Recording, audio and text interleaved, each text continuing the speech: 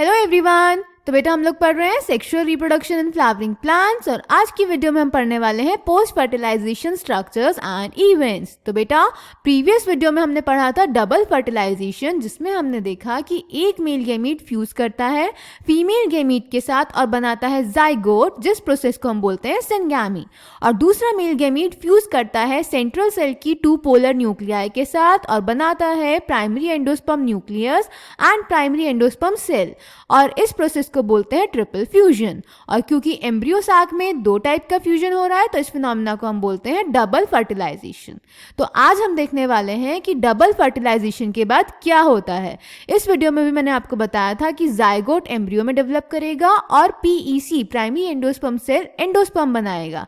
तो यही हम इस वीडियो में देखने वाले हैं। तो स्टार्ट करते हैं post fertilisation structures and events. तो post fertilisation structures and events में क्या क्या बनता है। तो बेटा सबसे पहले तो पीईसी प्राइमरी एंडोस्पर्म सेल से बनता है एंडोस्पर्म, और जब एंडोस्पर्म का थोड़ा अमाउंट बन जाता है तो जाइगोट डिवाइड करना स्टार्ट करता है और बनता है एम्ब्रियो। ये हमेशा याद रखेंगे कि सबसे पहले एंडोस्पर्म बनेगा और एंडोस्पर्म के बनने के बाद ही एम्ब्रियो बनेगा। ऐसा क्यों? क्योंकि बेटा जो एंडोस्पर्म होता है इसमें रिजर्व फूड मटेरियल होता है और यही डेवलपिंग एम्ब्रियो को न्यूट्रिशन प्रोवाइड करता है। तो अगर एंडोस्पर्म के बनने से पहले ही एम्ब्रियो बन जाएगा तो उसको न्यूट्रिशन और नरिशमेंट तो मिलेगा ही नहीं। तो इसीलिए हमेशा पहले एंडोस्पर्म बनता है और जब एंडोस्पर्म का थोड़ा अमाउंट बन जाता है उसी के बाद जाइगोट डिवाइड करके एम्ब्रियो बनाता है। ओके, देन ओव्यूल मैच्योर करता है और सीड बनाता है और साइमल्टेनियसली ओवरी मैच्योर करके फ्रूट बनाती है। ये दोनों इवेंट साइमल्टेनियसली होते हैं और जब ये दोनों इवेंट्स हो रहे होते हैं तो साथ साथ जो बाकी फ्लोरल पार्ट्स होते हैं ये डीजनरेट कर जाते हैं और झड़ जाते हैं। Other floral parts degenerate and fall of. Okay, so post-fertilization structures and events following double fertilization, events of endosperm and embryo development, maturation of ovule into seeds and ovary into fruit are collectively termed post-fertilization events. यही अभी हमने पीछे देखा। तो आज हम पढ़ेंगे endosperm के बारे में। ओके, एंडोस्पर्म क्या होता है? एंडोस्पर्म मैंने आपको बताया ये बना पीईसी प्राइमरी एंडोस्पर्म सेल से, और याद कीजिए कि प्राइमरी एंडोस्पर्म सेल की पीईसी की प्लॉइडी क्या थी? 3n। क्यों? क्योंकि ये 3 हैप्लॉइड न्यूक्लियाई के फ्यूजन से बना था और एंडोस्पर्म भी उसी पीईसी से बना है। तो एंडोस्पर्म की प्लॉइडी भी क्या होती है? 3n, यानी एंडोस्पर्म बेटा ट्रिप्लॉइड होता है। और अभी मैंने आपको बताया कि एंडोस्पर्म डेवलपमेंट हमेशा एम्ब्रियो डेवलपमेंट से पहले होगा, प्रीसीड्स एम्ब्रियो डेवलपमेंट। क्यों? Because it is filled with reserve food material and gives nutrition to developing embryo. यही मैंने अभी आपको समझाया। एंडोस्पर्म में रिजर्व फूड मटेरियल होता है जो कि डेवलपिंग एम्ब्रियो को न्यूट्रिशन प्रोवाइड करता है, इसीलिए हमेशा एंडोस्पर्म डेवलपमेंट एम्ब्रियो डेवलपमेंट से पहले होता है। ओके, अब ये जो एंडोस्पर्म है बेटा जो कि डेवलपिंग एम्ब्रियो को न्यूट्रिशन प्रोवाइड कर रहा है, इसके साथ दो कंडीशन हो सकती हैं।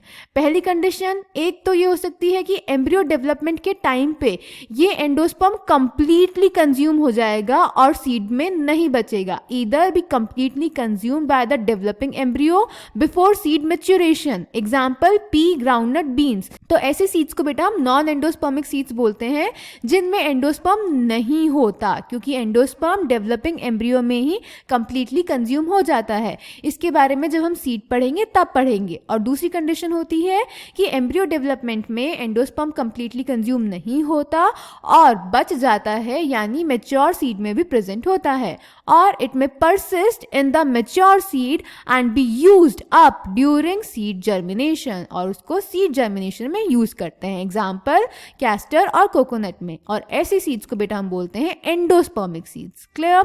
ओके, देन एंडोस्पर्म का काम क्या है?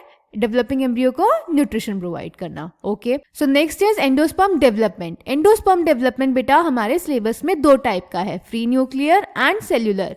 फ्री न्यूक्लियर में क्या होता है? सिर्फ कैरियोकाइनेसिस होता है और कैरियोकाइनेसिस के बाद इमीडिएटली साइटोकाइनेसिस नहीं होता है, यानी सिर्फ न्यूक्लियाई डिवाइड करता है। तो ये जो फ्री न्यूक्लियर एंडोस्पर्म डेवलपमेंट होता है ये सबसे कॉमन टाइप का होता है। इसमें PEN primary endosperm nucleus free nuclear division show करता है, यानी ये PEC है, PEC में ये PEN है, इसमें ये न्यूक्लियस डिवाइड करेगा, फिर डिवाइड करेगा, फिर डिवाइड करेगा, फिर डिवाइड करेगा, और जब मल्टी न्यूक्लिएट कंडीशन हो जाएगी तब साइटोकाइनेसिस होगा, यानी तब हर न्यूक्लियाई के चारों तरफ सेल वॉल फॉर्मेशन होगा।